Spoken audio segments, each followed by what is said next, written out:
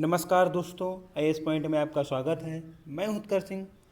आज मैं लेकर आया हूं आपके लिए पॉलीग्राफ और नार्को परीक्षण या नार्को टेस्ट के बारे में। आज हम इस मुद्दे पर बात करेंगे कि नार्को परीक्षण या पॉलीग्राफ परीक्षण क्यों होता है, कैसे होता है और किस लिए किया जाता है। सबसे पहले बात करते हैं चर्चा में क्यों है। उत्तर प्रदेश सरकार के प्रवक्ता ने हाल ही में स्पष्ट तौर पर कहा कि हाथरस दुष्कर्म मामले की जांच के तहत पॉलीग्राफ और नार्को परीक्षण किए जाएंगे। सरकार के अनुसार इस मामले में शामिल पुलिस अधिकारियों के अलावा सभी अभियुक्तों और पीड़ित पक्ष के सभी लोगों का पॉलीग्राफ और नार्को परीक्षण किया जाएगा। हाथरस दुष्कर्म केस 14 सितंबर को घटा था और इसके बाद 29 सितंबर को यह मामला मीडिया के सामने आया था। 15 दिनों तक यह केस दबा हुआ था, इसलिए इसकी जाँच के लिए उत्तर प्रदेश सरकार ने नार्को परीक्षण और पॉलीग्राफ परीक्षण करने के लिए आदेश दिए हैं। अब बात करते हैं क्या होता है पॉलीग्राफ और नार्को परीक्षण। सबसे पहले पॉलीग्राफ परीक्षण। पॉलीग्राफ परीक्षण इस धारणा पर आधारित है कि जब कोई व्यक्ति झूठ बोलता है तो उस स्थिति में उसकी शारीरिक प्रतिक्रियाएं किसी सामान्य स्थिति में उत्पन्न होने वाली शारीरिक प्रतिक्रियाओं से अलग होती है। मतलब पॉलीग्राफ परीक्षण इस आधार पर आधारित है जब कोई व्यक्ति झूठ बोलता है। जब पॉलीग्राफ परीक्षण किया जाएगा आपसे, तो अगर आप झूठ बोल रहे होंगे तो आपकी जो शारीरिक प्रतिक्रियाएं हैं सामान्य शारीरिक प्रतिक्रियाएं से अलग होंगी, जिससे आपका झूठ पकड़ा जाएगा।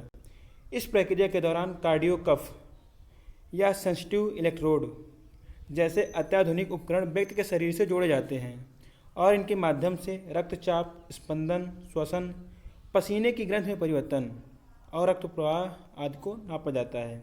साथ ही इस दौरान उनसे प्रश्न भी पूछे जाते हैं। इस प्रक्रिया के दौरान व्यक्ति की प्रत्येक शारीरिक प्रतिक्रिया को कुछ संख्यात्मक मूल्य दिया जाता है ताकि आकलन के आधार पर यह निष्कर्ष निकाला जा सके कि वह व्यक्ति सच कह रहा है अथवा झूठ बोल रहा है। अब बात करते हैं पॉलीग्राफ परीक्षण के इतिहास पर।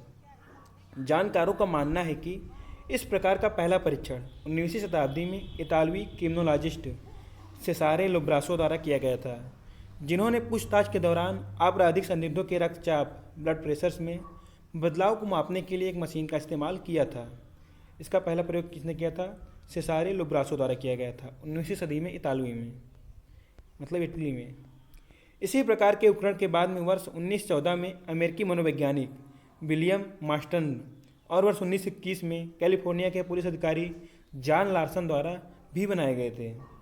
अब आते हैं नार्को परीक्षण या नार्को टेस्ट पर। पॉलीग्राफ परीक्षण के विपरीत नार्को परीक्षण में व्यक्ति को सोडियम पेंटोथॉल जैसी दवाओं का इंजेक्शन दिया जाता है, जिससे वह व्यक्ति कृत्रिम निद्रावस्था या बेहोशी की अवस्था में होता है। इसमें सोडियम पेंटोथॉल जैसी दवा का इंजेक्शन दिया जाता है, जिससे व्यक्ति कृत्रिम निद्रावस्था या बेहोशी की हालत में होता है। इस दौरान जिस व्यक्ति पर यह परीक्षण किया जाता है उसकी कल्पना शक्ति अथवा बेअसर हो जाती है। मतलब खुद से कुछ अलग नहीं सोच सकते हो और उससे वही सूचना प्राप्त करने या जानकारी की उम्मीद होती है जो आप जानना चाहते हैं। मतलब आपको जो जानकारी लेनी है, आप प्रश्न करेंगे और उसको जवाब सुनते रहेंगे। वो अपने जवाब को बदल नहीं सकता है, बेहोशी की हालत में रहता है। हाल के कुछ वर्षों में जांच एजेंसियों द्वारा जांच के दौरान नार्को परीक्षण किया जाता रहा है और अधिकांश लोग इसे संदिग्ध अपराधियों से ही सूचना प्राप्त करने के लिए यातना और थर्ड डिग्री के विकल्प के रूप में देखते हैं। हालांकि इन दोनों ही विधियों में वैज्ञानिक रूप से 100% सफलता दर प्राप्त नहीं हुई है और चिकित्सा क्षेत्र में भी यह विधियाँ विवादास्पद बनी हुई हैं। अब आते हैं नार्को परीक्षण के इतिहास पर। जानकार मानते हैं कि नार्को शब्द ग्रीक शब्द नार्के, जिसका अर्थ बेहोशी अथवा उदासीनता होता है, से लिया गया है, जिसका उपयोग एक नैदानिक एवं मनोचिकित्सा तकनीक का वर्णन करने के लिए किया जाता है। इस प्रकार परीक्षण की शुरुआत सर्वप्रथम वर्ष 1922 में हुई थी, जब टेक्सास अमेरिका के एक प्रसूति रोग विशेषज्ञ ऑब्स्टेट्रिशियन रॉबर्ट हाउस ने 2 कैदियों के परीक्षण हेतु नशीली दवाओं का प्रयोग किया गया था। इसका पहला प्रयोग 1922 में अमेरिका के एक टेक्सास में प्रसूति रोग विशेषज्ञ रॉबर्ट हाउस ने किया था। भारतीय संविधान और पॉलीग्राफ तथा नार्को परीक्षण में क्या क्या मिलता है।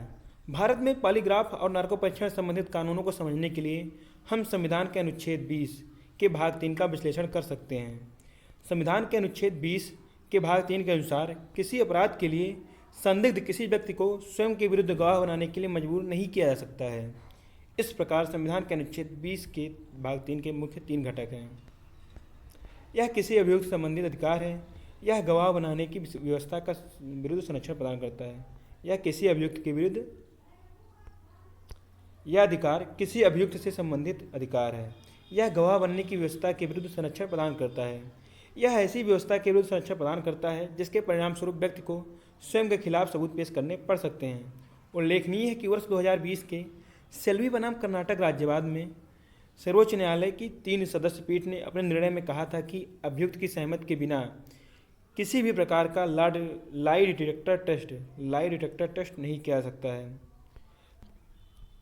सर्वोच्च न्यायालय ने कहा था कि जो लोग स्वैच्छिक रूप से इस प्रकार के परीक्षण का विकल्प चुनते हैं उन्हें उनके वकील से मिलने की इजाज़त होनी चाहिए और वकील तथा पुलिस प्रशासन द्वारा उस व्यक्ति को इस प्रकार के परीक्षण के सभी शारीरिक, भावनात्मक और कानूनी निहितार्थ के बारे में समझाना जाना चाहिए। सर्वोच्च न्यायालय की 3 सदस्यीय पीठ ने वर्ष 2000 में राष्ट्रीय मानवाधिकार आयोग द्वारा प्रकाशित लाई डिटेक्टर टेस्ट के प्रशासन संबंधी दिशा निर्देशों का सख्ती से पालन करने का कहा था। लाई डिटेक्टर टेस्ट के प्रशासन संबंधी दिशा निर्देश। राष्ट्रीय मानवाधिकार आयोग द्वारा वर्ष 2000 में प्रकाशित लाई डिटेक्टर टेस्ट के प्रकाशन संबंधी दिशा निर्देशों के अनुसार अभियुक्तों की सहमति के बिना कोई लाई डिटेक्टर टेस्ट नहीं कराया जाना चाहिए। साथ ही अभियुक्त को यह विकल्प दिया जाना चाहिए कि वह परीक्षण करवाना चाहता है अथवा नहीं। यदि अभियुक्त अथवा आरोपी स्वैच्छिक रूप से परीक्षण का चुनाव करता है तो उसके वकील तक पहुंच प्रदान की जानी चाहिए और पुलिस तथा वकील का दायित्व है कि वे अभियुक्त को इस तरह के परीक्षण के शारीरिक और भावनात्मक कानूनी निहितार्थ के बारे में बताएं। परीक्षण के संबंध में अभियुक्तों की सहमति न्यायिक मजिस्ट्रेट के समक्ष दर्ज की जानी चाहिए। साथ ही मजिस्ट्रेट के समक्ष सुनवाई के दौरान अभियुक्त का प्रतिनिधित्व विधिवत रूप से एक वकील के द्वारा किया जाना चाहिए। परीक्षण के दौरान अभियुक्त द्वारा दिए गए बयान को इकबालिया बयान नहीं माना जाएगा और लाई डिटेक्टर टेस्ट के किसी एक स्वतंत्र एजेंसी जैसे अस्पताल द्वारा अभियुक्त के वकील की उपस्थिति में किया जाएगा। अब आते हैं अभियुक्त के अतिरिक्त अन्य लोगों के परीक्षण पर।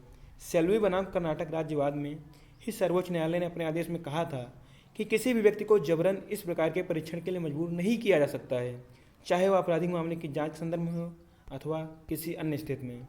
इस प्रकार न्यायालय ने अपने निर्णय में परीक्षण के लिए सहमति की आवश्यकता के सिद्धांत के दायरे को अभियुक्त के अतिरिक्त अन्य लोगों जैसे गवाहों, पीड़ितों और परिवार वालों आदि तक विस्तृत कर दिया था।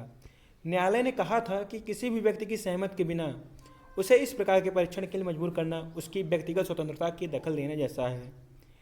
3 सदस्यीय पीठ के मुताबिक यद्यपि महिलाओं के साथ दुष्कर्म संबंधी अपराधों के मामले में जांच में तेजी लाने की आवश्यकता है, किंतु इसके बावजूद पीड़िता को जबरन परीक्षण का सामना करने के लिए मजबूर नहीं किया जा सकता, क्योंकि यह मानसिक गोपनीयता मेंटल प्राइवेसी में अनुचित हस्तक्षेप होगा।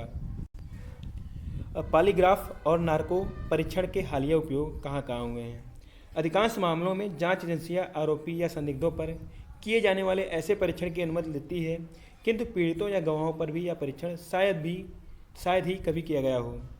कानूनी विशेषज्ञों का मानना है कि जांच एजेंसियों द्वारा इस तरह की मांग कर सकती है कि ये परीक्षण उनकी जांच में मदद करने के लिए है, किंतु इस संबंध में किसी व्यक्ति द्वारा परीक्षणों के लिए दी गई सहमति अथवा इनकार करना उसके निर्दोष होने अथवा अपराधी होने का प्रतिबिंबित नहीं किया जा सकता। बीते वर्ष जुलाई माह में केंद्रीय अन्वेषण ब्यूरो (CBI) ने उत्तर प्रदेश के उन्नाव में दुष्कर्म पीड़िता को मारने वाले ट्रक के ड्राइवर और हेल्पर का इस प्रकार के परीक्षण कराए जाने की मांग की थी। CBI ने ही पंजाब नेशनल बैंक (PNB) के कथित धोखाधड़ी मामले में एक आरोपी के परीक्षण की भी मांग की थी, लेकिन न्यायालय ने अभियुक्त की सहमत न होने की स्थिति में याचिका खारिज कर दी थी। अगर वीडियो से कुछ भी जानकारी मिले तो वीडियो को लाइक कीजिए, दोस्तों में शेयर कीजिए और चैनल को सब्सक्राइब कीजिए। धन्यवाद।